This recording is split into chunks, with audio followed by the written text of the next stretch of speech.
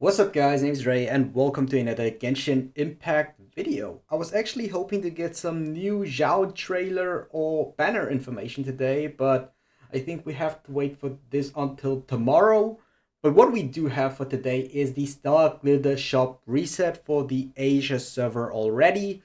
This will go live in the European servers and American servers in a couple of hours, like 7 hours from the time the video is posted. So you will have like 6 to 7 hours until your Starglitter shop resets. So maybe you want to do some last buys.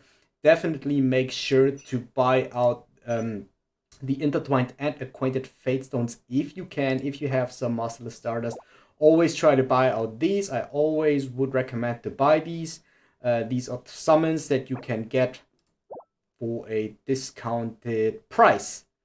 um, if you like more, a bit more pay to play, then one I would recommend is to buy the 30 Mora.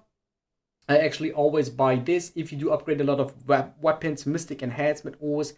Adventure experience is a possibility if you do need this, but what I necessarily only would recommend is to buy out these and one of those trees depending on what you need. I would never recommend to buy anything of those, like starting from the black bronze zone. I would never recommend to buy any of these because you can get these by farming monsters, and this doesn't take any resin or any additional resources besides farming. It just takes a little bit more of your time to get a lot of these done, but if you farm regularly, you won't have any problems with this materials. So yeah.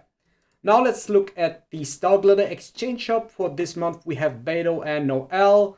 Actually, I would not recommend to go for this. Beto could possibly be in Zhao's banner, so wait at least until we have the information for Zhao's banner.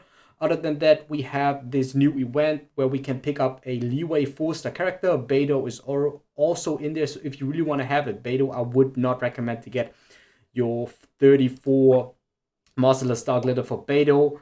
Either for Noel. Noel, I wouldn't also recommend to buy out from the shop, except if it like is your sixth constellation. But because of the pace, we do not get 4-star characters too often. I think there is like no real reason to buy any of the 4-star characters out of here, except if it is like something like Bennett Official, which you do not have any copy of. But these two I would not recommend them at all, even if you want to have constellations, because I think 34 Master Starglitters, this is nearly 7 pulls, which is nearly one multi summon. It is not exactly one multi summon, but it is like nearly one. I think there's no real reason to buy these. Now, the next interesting thing, because with the release of Zhao, is the new weapon rotation. Now, we have the Royal weapons, which I did speculate to come to the game this month. And the most interesting one is the Royal Spear. It has base attack, attack percentage as a substat, and its passive is up and damaging an opponent, increases crit rate by 8%, max 5 stacks, and a crit hit removes all stacks. So let's say you hit twice, you get additional 60% crit rate to your crit rate that your character already have. But if you do crit, you would remove those 16% and you will start again with 0 stacks and 1 stacks and so on. Yeah, would I recommend this weapon? Um, Not for the price, actually. So it is not a bad weapon to say, because it has pretty good base attack stat. It has attack percentage. But if you are not able to afford any other 4-star weapon, especially Deathmatch or Blackcliff Pole, which is still in the Starglitter shop if you're on the American or on the European server, you still have the chance to get your Blackcliff Polyarm. And Blackcliff Polyarm is definitely the better choice compared to Royal Spear, because the passive of Blackcliff Pole is much better than the one from the Royal Spear, but it has a bit lower stats. But if I would decide between those two, I would go for the Blackcliff Pole Arm. So if you want to decide to buy a weapon with your Masterless Starglitter, definitely go for the Blackcliff Polyarm. So if you cannot buy the Blackcliff Polyarm, then your option would be to get a deathmatch from the Battle Pass, which I do think for this time, Zhao's banner is not live, but I do think deathmatch will be, or ending up will be, Zhao's best 4-star weapon. You know, we only talk about 4-star weapons. I think deathmatch is his most consistent weapon. followed by Blackcliff Pole, and Royal Spear is alright, but I think like it is not worth the cost of 24 Masterless Starglitter. So seeing that, your other options would be Prototype Crutch or the Crescent Pike, which are alright. Favonius Lands, also alright choice. But I think you cannot really make a lot of use of this passive. And attack also doesn't scale too hard in the later stages. So I would rather go for a Favonius Lance if you have one.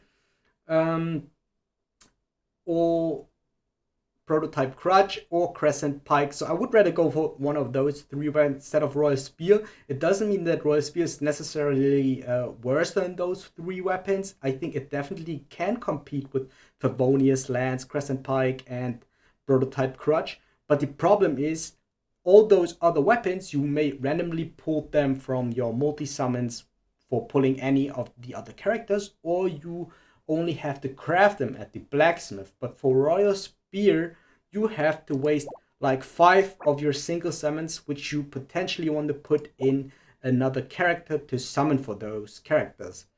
Next thing is we can have a look at Zhao's weapon banner until when he releases. So maybe there are some 4-star choices that we can pick up.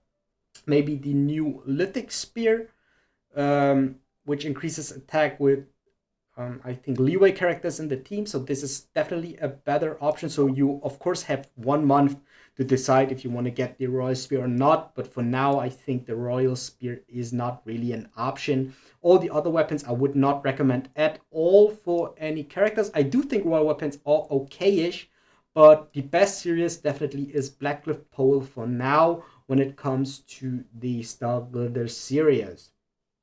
Yeah, I think they are not bad, but they are not worth the 24 Masterless Starglitter. But if you want to decide that for yourself, definitely go ahead and buy those weapons.